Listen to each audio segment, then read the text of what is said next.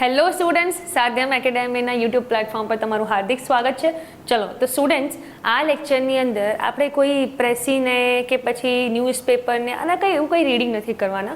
પણ સ્ટુડન્ટ્સને સૌથી મોટું કન્ફ્યુઝન એ હોય છે કે ભાઈ રીડિંગ કોમ્પ્રિહેન્શનમાં મેડમ અમારે વાંચવું જ કેમનું ને એ જ નથી ખબર પડતી. અને હું અત્યારે તમને એટલું જ ખાલી સમજાવીશ કે આખું રીડ કરવાની હું વાત નથી કરી રહી. હું તમને માત્ર એટલું સમજાવું કે ભાઈ પ્રશ્નો પૂછાય છે કેવા, ક્લિયર, કેવા પ્રકારના પ્રશ્નો પૂછાય. જ્યારે તમે આને આખું રીડ કરવા જાઓ અને આપણે થોડું ગુજરાતીમાં સમજીએ, બરાબર, કે રાઉન્ડ અબાઉટ કેવા શું માંગે છે અને ફટાફટ એ જોઈએ કે ભાઈ પ્રશ્નો કેમના આમાંથી પૂછાઈ શકે છે.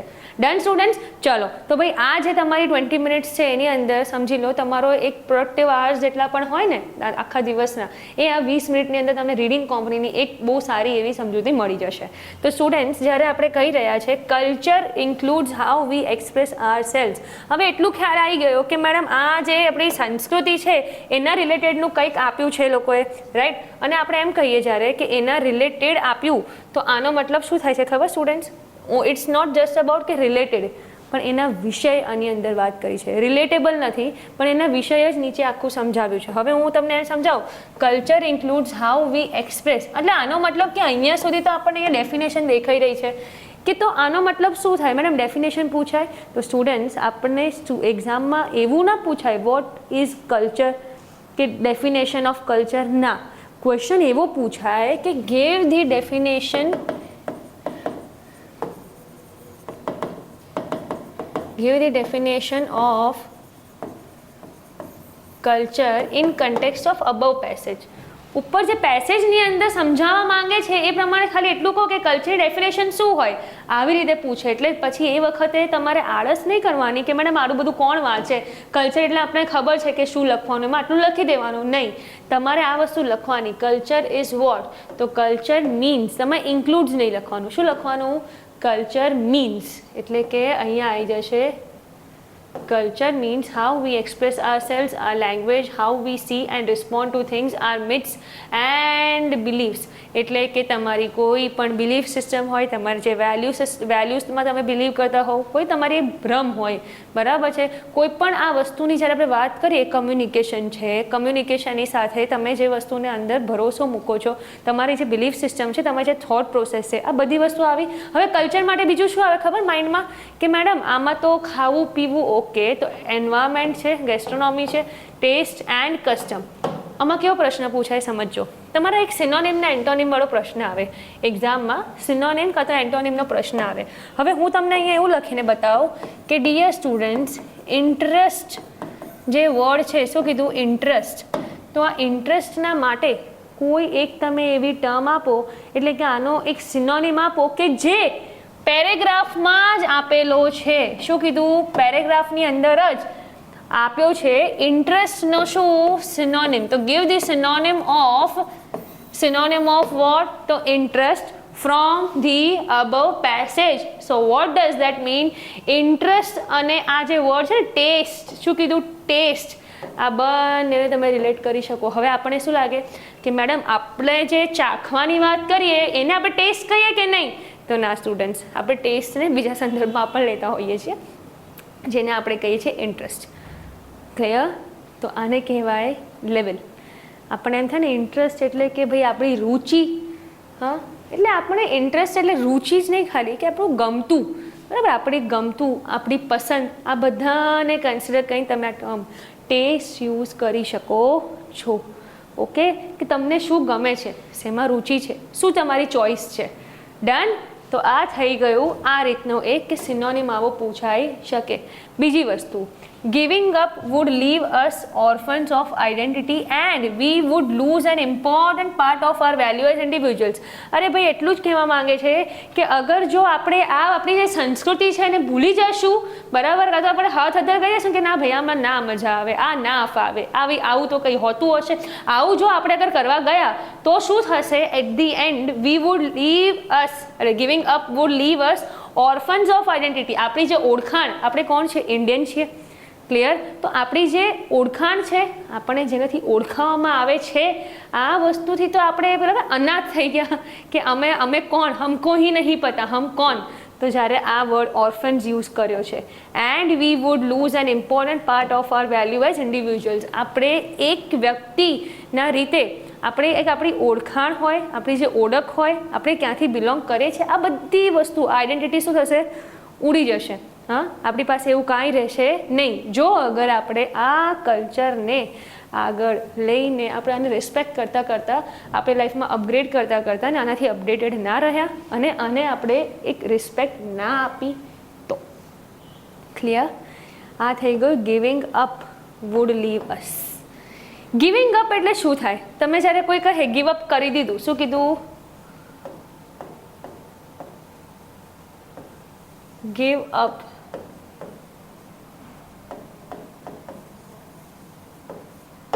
ક્વિટ થાય કે ના થાય? ક્વિટ થાય. ચલો તારે આમાંથી એક ઓર પ્રશ્ન જોઈએ આપણે કે એમાં કેવો પ્રશ્ન બીજો પૂછાઈ શકાય. What would be the result if we lack or quit the feature of our culture or cultural growth? શું કહેવાય ભાઈ? શું થશે કે જો અગર આપણામાં કંઈ ઓછું પડ્યું કે પછી આપણે ક્વિટ કરી દીધું? શું? Feature of our culture. કલ્ચરના ફીચર્સ એટલે આનો મતલબ રિલેટ કરો સ્ટુડન્ટ્સ. આ વસ્તુને તમે થોડું રિલેટ કરો કે આપણે ઉપર રીડ શું કર્યું, આટલું પોર્શન રીડ કર્યું ને. ક્લિયર? હવે એ પોર્શનની અંદર મેં તમને શું સમજાવ્યું કે ભાઈ કલ્ચરની ડેફિનેશન, કલ્ચરમાં કઈ કઈ વસ્તુ આવે અને આપણે અહીંયા સુધી ભણ્યા કે ભાઈ ઇન્ડિવિજ્યુઅલ સુધી. હા, આમાં આવ્યું કે ભાઈ કલ્ચર એક્ઝેક્ટલી છે શું? જો તમે અગર ગિવઅપ કરો તો શું થઈ જાય? શું કીધું? કલ્ચર છે શું? અને જો તમે એને ગિવઅપ કરો તો શું થાય? એનો મતલબ એવો થાય કે આ ગિવઅપનો મતલબ મેં તમને કીધું હતું ક્વિટ, અને ઉપર જે બતાવ્યું છે આ બધી વસ્તુ એ શું છે? કલ્ચરના ફીચર્સ. તો અગર આપણામાં આ વસ્તુ કદાચ કંઈ ઓછી પડી કાં તો તમે આપણે આને ક્વિટ કરી દીધું તો શું થઈ શકે? તો આને કહેવાય કે સેન્ટેન્સને ફ્રેમ કેવી રીતે કરવું. ચલો ત્યારે આપણે આ શીખીએ, સેન્ટેન્સને ફ્રેમ કેમનું કરવું. એ ઇમ્પોર્ટન્ટ નથી કે તમે આખું આ રીડિંગ કોમ્પ્રીમાં સમજી જ જાઓ, એવું રહેશે તો હું આના 2 પાર્ટ્સ કહીને તમને સમજાવીશ. પણ પ્લીઝ આ જે તમારી 15 to 20 મિનિટ્સ છે આની અંદર થોડુંક આમ ફોકસ રાખજો, તમને આમાં વાક્ય રચના શીખવા મળશે. જો અહીંયા પૂછ્યું છે vote would be the result. હવે આપણે અહીંયા શું લખીશું? if we lack or quit. આખું અહીંયાથી અહીંયા સુધી if we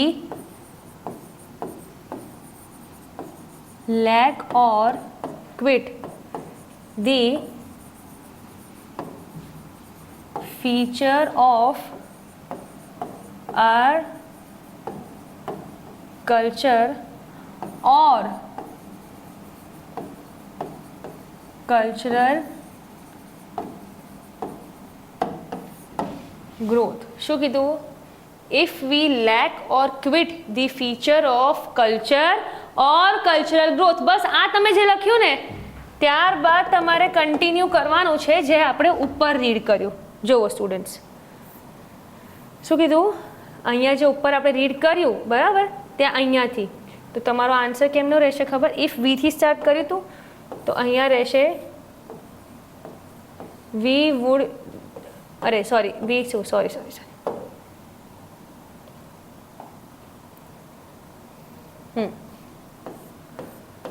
then it would what? Then it would leave us orphans of identity and we would lose an important part of our value as individuals. શું કીધું? as individuals identity ચલી રહેશે કાં તો ઉપરથી નીકળી જશે. ક્લિયર? ચાલો હવે આપણે એક બીજું નાનું પોર્શન જોઈએ આનું. More than protecting our cultural characteristics. Okay, હવે આવે છે કે આપણે જે બધા ફીચર્સ જોયા બરાબર એને પ્રોટેક્ટ કરતાં વધારે પણ બીજી વસ્તુ શું? The ideal is to what? Reinforce and enhance them. તો એનહાન્સ કરવું બરાબર. અગર તમે કોઈ વસ્તુને રિપ્લેસ કરો છો તો રિપ્લેસમેન્ટની અંદર શું હોવું જોઈએ? ઇમ્પ્રુવમેન્ટ હોવું જોઈએ. તો આપણે એક્ઝામમાં આવું કદાચ પૂછે કે ભાઈ give the synonym of improve from the above passage. શું કીધું? give the synonym. હવે improve ના માટેનો synonym, તો improve માટે આ બીજો synonym શું થઈ ગયો? enhance. easy. એ જ રીતે તમે અહીંયા કહો stronger in the face of external factors. This again does not mean that we should renounce different cultural influences. અરે ભાઈ ગયું કે આયું કે રહેવાનું છે, આનો મતલબ એવો નથી થતો, આનો મતલબ એમ નથી થતો કે ભાઈ તમારે શું કરવું જોઈએ? રિનાઉન્સ. ઓકે, એટલે કે રીઅનાઉન્સ શું? ડિફરન્ટ કલ્ચરલ ઇન્ફ્લુઅન્સીસ, કે બીજા કોઈ પણ કલ્ચરના પ્રભાવમાં આવીને કાં તો બીજા કોઈ કલ્ચરને એડોપ્ટ કરીને એમાં કંઈ તમારું કંઈ બહુ જાજો તમારું ભલું નથી થઈ જવાનું.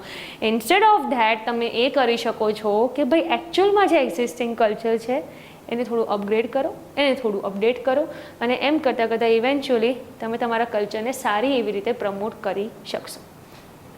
Clear students? તો આ બને છે તમારું રીડિંગ કોમ્પ્રીનો એક પોર્શન. ક્લિયર? અને આ પોર્શનને આપણે પછી નેક્સ્ટ લેક્ચરની અંદર કન્ટિન્યુ કરશું. આ લેક્ચરમાં એક વસ્તુ સમજી લો, સિનોનિમ એન્ટોનિમ કેમનો પૂછાય છે. બીજી વસ્તુ કે જ્યારે તમે વાક્ય રચના કરો તો લખવાનું કેવી રીતે, અને ત્રીજી વસ્તુ ટાઇટલ કેવી રીતે આપવાનું. શું કીધું? ટાઇટલ કેમનું આપવાનું. અહીંયા સુધી અગર તમે સમજવા જાઓ ને તો ટાઇટલમાં આપણે શું કહીએ? The culture industries are key components.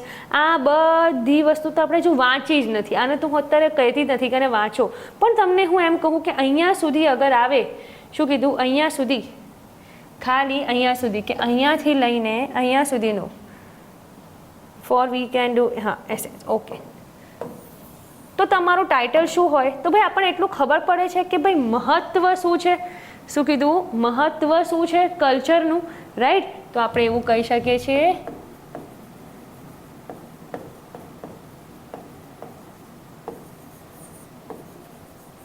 Importance of culture, કાં તો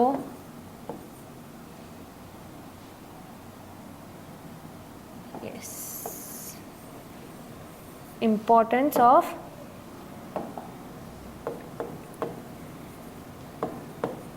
ટાઇટલમાં આઈ કેપિટલ,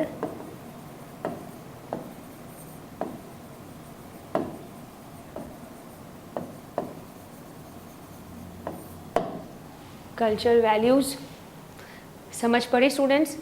આ બને છે તમારો એક રીડિંગ કોમ્પ્રિહેન્શનનું મહત્ત્વ. એવું સમજો કે મેડમે આટલી મિનિટ્સમાં જે ભણાયું ને એમાં એ સમજાયું છે કે સિનોનિમ કઈ રીતનું પૂછાય. અગર તમે કંઈક વાંચી રહ્યા છો તો વચ્ચે જ તમારા માઇન્ડમાં આવી જવું જોઈએ કે ઓકે, હું આજે વાંચી રહી છું કે વાંચી રહ્યો છું, આની અંદર એકચ્યુઅલમાં કંઈ મહત્ત્વ બતાવવામાં આવ્યું છે, કોઈનો મિનિંગ બતાવવામાં આવ્યો છે, કે પછી શું બતાવવામાં આવ્યું છે. આમ કરતાં કરતાં ધીરે ધીરે ધીરે કરતાં આપણે આખું રીડિંગ કોમ્પ્રીને રીડ ખાલી કેમનું કરીને એમાંથી પ્રશ્ન કેવો પૂછાય એનું એનાલિસિસ મસ્ત રીતે કરીશું. Clear students? તો આ થઈ ગયું આપણું કલ્ચર ઇન્ક્લુડ્સ વાળાથી લઈને અહીંયા સુધી. હવે આપણે નેક્સ્ટ પાર્ટની અંદર આનું હાફ પોર્શન જોશું, અને એ હાફ પોર્શનની અંદર આપણે એ જોશું કે ભાઈ ફૂલ ફ્લેજ રીડિંગ કોમ્પ્રી જ્યારે જોઈએ ત્યારે કન્ક્લુઝન પણ કેવી રીતે લખાય. કન્ક્લુઝનમાં ખાલી 3 કે 4 લાઈન લખી દેવી, દેટ્સ ઇટ? નહીં. ઓકે, આ તમારો રહે છે રીડિંગ પ્રેક્ટિસવાળો પાર્ટ 1. એના માટે એટલે કે શું? તો ભાઈ આ રીડિંગ કોમ્પ્રિહેન્શન માટેનું છે. શેના માટેનું છે? રીડિંગ કોમ્પ્રિહેન્શન માટે. આખું રીડિંગ કોમ્પ્રી કરવા કરતાં હાફ હાફ કરવાનું, જોવાનું, આની જગ્યાએ બીજું શું પૂછાય, આની જગ્યાએ બીજું શું હોઈ શકે. ફોર એક્ઝામ્પલ કલ્ચરલ કેરેક્ટરિસ્ટિક્સ છે. હું તમને કહું કે ફીચર્સ વર્ડ છે એના મને બીજો કોઈ શબ્દ આપો, સિનોનિમ આપો.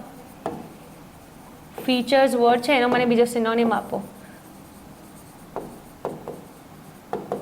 કેરેક્ટરિસ્ટિક્સ છે, બરાબર. હવે હું તમને એમ કહું ટ્રેટ્સ વર્ડ છે, ટ્રેટ્સ કાં તો ભાઈ એટ્રીબ્યુટ્સ, આનો મને બીજો કોઈ વર્ડ આપો. ટ્રેટ્સ કે પછી એટ્રીબ્યુટ્સ, આનો કોઈ મને બીજો વર્ડ આપો. તો પછી તમે આમાંથી શું જોઈને લખશો? કેરેક્ટરિસ્ટિક્સ.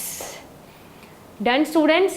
તો યસ, આ હતું તમારો ભાઈ રીડિંગ કોમ્પ્રિહેન્શનનો એક ક્રક્સ. રીડિંગ પ્રેક્ટિસ કરી કેવી રીતે ને કરો ત્યારે કઈ કઈ વસ્તુને ધ્યાનમાં લઈને ટીક કરતાં એનું વોકેબ પણ તૈયાર કરતા જવું, વાક્ય રચના કેમની હોય એ પણ જોતા જવું, અને આ રીતે એનાલિસિસ કરતાં એક લાઇનને સમજીને એનું અર્થઘટન કરતાં આગળ વાંચવું. હું એમ નથી કહેતી કે એક્ઝામમાં તમારે આખું રીડિંગ કોમ્પ્રી વાંચી જ વાંચવાનો ના નથી પાડતી, પણ તમારા માટે કમ્પલસરી નથી કે આખું રીડ કરવું, પણ સ્પીડમાં કઈ રીતે રીડ કરવું અને કઈ કઈ વસ્તુને ધ્યાનમાં લઈને નીચે આન્સર સાચા લખવા એની આપણે પ્રેક્ટિસ કરવી છે. બરાબર, ચલો તે આપણે કરીએ છીએ.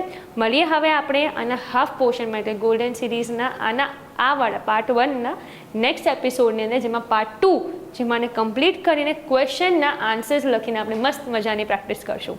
ક્લિયર? ચાલો તો મળીએ હવે આપણે નેક્સ્ટ લેક્ચરમાં. ટિલ ધેન જય શ્રી કૃષ્ણ, જય હિન્દ, જય Bharat. Bye students, take care, have a nice day.